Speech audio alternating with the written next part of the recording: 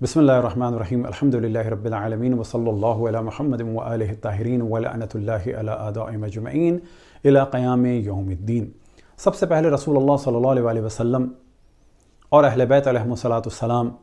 اور تمام مسلمانوں کی خدمت اقدس میں وفات ام المؤمنین حضرت خدیجۃ الکبریٰ صلوات اللہ وسلام علیہا پر تعزیت پیش کرتے ہیں۔ ہماری گفتگو کا عنوان ہے توہین رسالت اور توہین امامت۔ فرانس کے صدر نے جو رسول اللہ صلی اللہ علیہ وسلم کی توہین کا سلسلہ شروع کیا، اس توہین رسالت کو اور بعض دیگر افراد نے جو توہین رسالت کی ہے یہ ایک نہیں ہے۔ لہٰذا فرانس کے صدر کے اس جرم کو ہمیں UN میں اٹھانا چاہیے، یہ ذمہ داری ہے پاکستانی حکومت کی۔ OIC میں اس کو لے جانا چاہیے اور OIC کے ممبروں کو بیدار کرنا چاہیے، گو کہ وہ ہر اہم کام کے وقت OIC کہہ کے خاموش ہو جاتے ہیں۔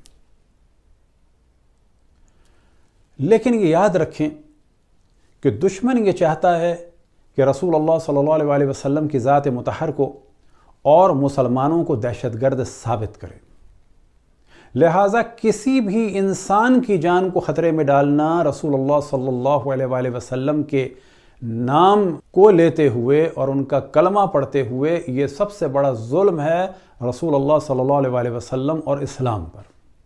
کیونکہ وہ رحمت للعالمین تھے۔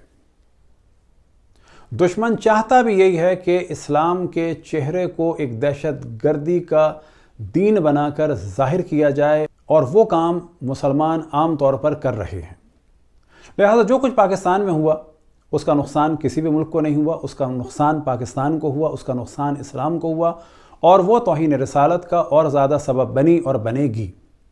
یہاں پر ایک سوال ہم کرتے ہیں خود حکومت پاکستان سے کہ آپ نے جب ان سے معاہدہ کیا پھر اتنا ٹائم آپ نے کیوں گزرنے دیا؟ اگر معاہدے پر عمل کرنا مشکل تھا تو شروع ہی میں اس کو ڈسکس کرتے اور ان کو ایکسپلین کرتے اور انہیں بتاتے کہ کیا پاسبل ہے اور کیا پاسبل نہیں ہے۔ لیکن آپ نے ٹائم گزرنے دیا اور معاہدہ بھی ایسا کیا تھا کہ جو آپ کے لیے پاسبل نہیں تھا۔ دوسرا مسئلہ یہ کہ ایسا لگتا ہے کہ ہماری حکومتوں کو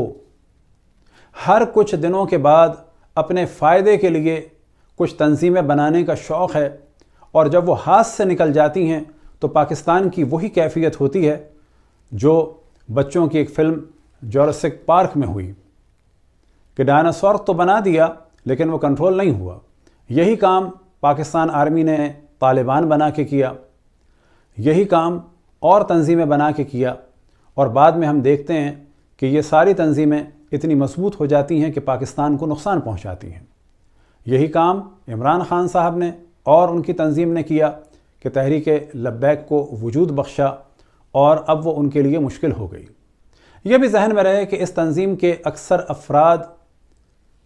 پاکستان کے ایوریج لوگوں سے علمی اور عقلی اور شعور کی بنیاد پر بہت ہی کم ہیں۔ ان کے مرحوم سربراہ کی زبان کا بھی آپ کو علم ہے اور ان کے شعور کا بھی آپ کو علم ہے کہ وہ فرماتے تھے کہ فرانس پر ایٹم بم گرا دیا جائے۔ آج فرانس تو چیلنج کر رہا اور 10 ایٹم بم کیوں رکھا تسی؟ او ایٹم بم باہر کٹو۔ اب اگر ایسے افراد کے ہاتھ میں اگر خدا نخواستہ پاکستان کی پاور یا ایٹم بم آ جائے تو وہ دنیا کا کیا حال کریں گے؟ لہٰذا کوئی بھی ایسا کام کہ جس سے دین کی شدت ظاہر ہو، اور ہمیشہ ہم بتاتے ہیں کہ دین کی شدت کسی بھی دین کی جانب سے ہو وہ تمام ادیان کے لیے خطرناک ہے۔ عالم اسلام کی شدت بھی دنیا کے سامنے ہے، مسیحیت یہودیت کی شدت بھی دنیا کے سامنے ہے، اب ہندوؤں کی اور بدھسٹ کی شدت سامنے آ رہی ہے، اور اگلا مرحلہ یہ ہوگا کہ لوگ تمام ادیان سے بری ہو جائیں گے اور یہ کہیں گے کہ کارل مارکس کا جو نظریہ تھا religion is the opium of the people وہ غلط تھا، بلکہ صحیح یہ ہے کہ religion is the poison of the people۔ لہٰذا ہم سب کی ذمہ داری ہے کہ دین کی شدت کو ختم کریں، اور یہ بھی ذہن میں رکھیں کہ اگر ہم اپنے دین کے نام سے لوگوں پر شدت کریں گے تو ان کے ادیان کی شدت بھی نظر آئے گی اور یہ تمام ادیان کے لیے خطرناک ہوگی۔ اب یہاں اس بات کو بہت واضح بتاتے چلیں کہ جو پاکستان کی صورتحال ہے اور جو یہاں کی تنظیموں کی صورتحال ہے، جو یہاں فرقوں کی صورتحال ہے، کہ کوئی فرقہ دوسرے فرقے کو مسلمان نہیں سمجھتا، دیوبندی بریلوی کو، بریلوی دیوبندی کو، یہ دونوں مل کے اہل حدیث کو، یہ اہل حدیث ان دونوں کو، یہ تینوں مل کے شیعوں کو، کیونکہ ہم شیعہ کسی کو کافر نہیں کہتے، تمام فرقے مسلمان ہیں، جو بھی کہے لا الہ الا اللہ محمد رسول اللہ ختم نبوت کا قائل ہو وہ مسلمان ہے، اور اگر کوئی مسلمان نہ بھی ہو تو اس کی جان مال عزت آبرو کو خطرے میں ڈالنا جائز نہیں ہے، کوئی کیسا بھی گناہ کرے اس کی سزا عوام کے ہاتھ میں نہیں ہے۔ یہ بات بہت واضح ہے۔ اب آپ تصور کریں کہ ایسا ملک کہ جہاں پر اتنے فرقے ہیں جو ایک دوسرے کے قتل کو جائز سمجھتے ہیں، یہاں پر اسلام کے نام پر حکومت در حقیقت لوگوں کو بے دین بنانے کا سبب بنے گی۔ اگر ایسی کوئی حکومت خدا نخواستہ آ بھی گئی تو بہت جلد جائے گی، اور جب جائے گی تو صدیوں کے لیے لوگوں کے دین کو ختم کر جائے گی۔ اب یہاں پر ایک سوال کر رہے ہیں جو ممکن ہے کہ بعض کو ناگوار گزرے۔ کیا کبھی یہ تصور کیا کہ جب اتنا ہم شور مچا رہے ہیں توہین رسالت کے نام پر، اگر خود مسلمان کتابوں سے توہین رسالت کو جمع کر کے کسی نے پیش کر دیا تو اس وقت کیا جواب ہوگا؟ خصوصاً ہمارے برادران اہل سنت کی کتب، اور ان میں بھی صحاح ستہ، کہ جن میں بہت توہین رسالت کا مواد ہے۔ مثال کے طور پر رسول اللہ کے والدین کو کافر کہا جا رہا ہے، رسول اللہ صلی اللہ علیہ وسلم معاذ اللہ مشرک پیدا ہوئے، رسول اللہ صلی اللہ علیہ وسلم کو اپنی نبوت کا علم نہیں تھا، انہیں ان کی نبوت کا بتایا تو ایک عیسائی نے جناب خدیجہ کے چچا زاد بھائی ورقہ ابن نوفل نے بتایا۔ تصور کریں کہ حضرت آدم سے لے کے حضرت عبداللہ تک جس نور کے ظاہر ہونے کا انتظار انبیاء کر رہے تھے، اس نور کو خود نہیں علم کہ میں کون ہوں، معاذ اللہ۔ صحیح بخاری میں کہیں نظر آتا ہے کہ رسول اللہ صلی اللہ علیہ وسلم نے معاذ اللہ کئی دفعہ خودکشی کی کوشش کی، تو کہیں ایک ایسی روایت کہ جو کتب اہل سنت و تفاسیر میں بھری پڑی ہے حدیث غرانیق کے نام سے، اور اسی روایت کی وجہ سے سلمان رشدی نے اپنی کتاب کا نام رکھا سیٹینک ورسز۔ سوال یہ پیدا ہوتا ہے کہ ان موضوعات کو یا ان کے علاوہ مثال کے طور پر حضرت عائشہ کی شادی 6 سال میں ہوئی یا 9 سال میں ہوئی، گو کہ وہ شادی شدہ تھیں بلکہ ان کی طلاق ہو چکی تھی، کم از کم 24-25 سال کی تھیں، کیا یہ ساری باتیں، یہ داستانیں توہین رسالت کا سبب نہیں ہیں؟ کیا یہ لا الہ الا اللہ محمد رسول اللہ کہہ کے لوگوں کو قتل کرنا، دین کے نام پر دہشت گردی توہین رسالت کا سبب نہیں؟ یہاں پر ضرورت اس امر کی ہے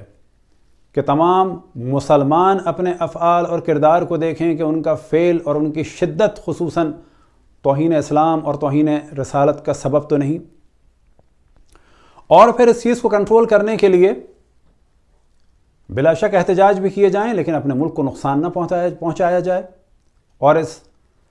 توہین کو کنٹرول کرنے کے لیے بلا شک احتجاج کیے جائیں لیکن اپنے ملک کو نقصان نہ پہنچایا جائے، اپنی فوج کو، اپنی عوام کو،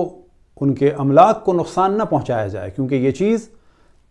مزید توہین رسالت کا سبب ہے۔ کیونکہ یہ جب خبریں اور فلمز جب جا رہی ہیں تو تمام دنیا کے لوگ اور دشمنان اسلام یہ کہہ رہے ہیں کہ دیکھو یہ لوگ اپنے نبی کا دفاع بھی کرتے ہیں تو کس ظلم و بربریت کے ساتھ دفاع کرتے ہیں۔ لہٰذا پھر ہم توجہ دلائیں کہ اس ایشو کو حکومتی سطح پر UN میں اٹھایا جائے، پاکستان کے تمام سفیر جن جن ممالک میں ہیں وہاں کے سربراہوں سے ملیں اور اس موضوع کو ڈسکس کریں، اور اس ایشو کو اٹھائیں کہ اگر حکومتوں کی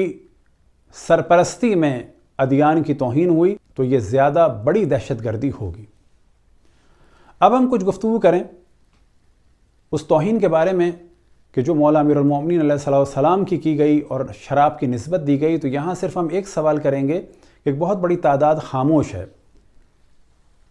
اور ایک بہت بڑی تعداد اس وقت بھی خاموش تھی کہ جب حضرت یونس کی قبر کو دھماکے سے اڑایا گیا، اور جب حضرت حجر بن ادے کی قبر کو کھودا گیا کہ جنہیں معاویہ نے قتل کروایا تھا، اس وقت بھی کسی نے توہین صحابہ کا شور نہیں مچایا۔ اور اب جب مولا امیر المومنین پہ شراب کی نسبت دی گئی تو ایک بہت بڑی تعداد خاموش ہے۔